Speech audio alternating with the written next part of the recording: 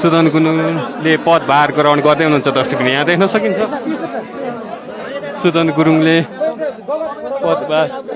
ग्रहण गरेको यो दृश्य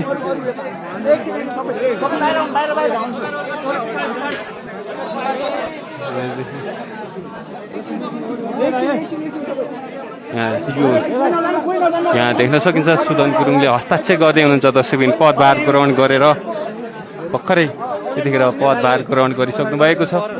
देख्न सकिन्छ दर्शकबिन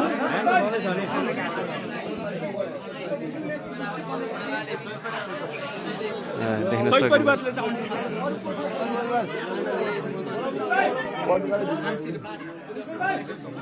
शहीद परिवारलाई भेट्नुभएको छ यतिखेर सुदन गुरुङले यसरी शहीद परिवारलाई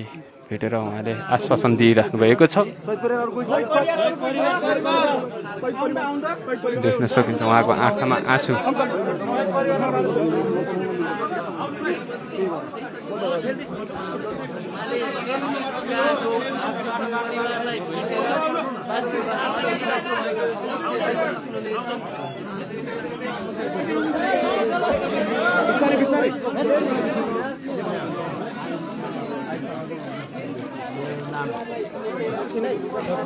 यहाँ देख्न सकिन्छ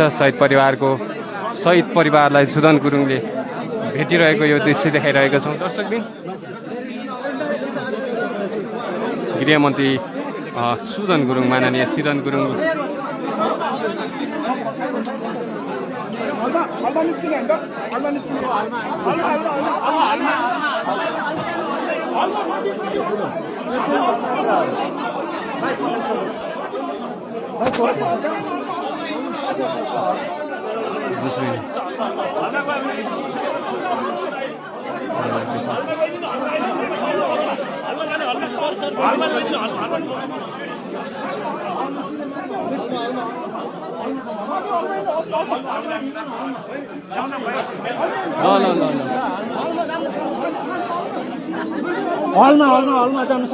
सुदन गुरुङ आइरहेको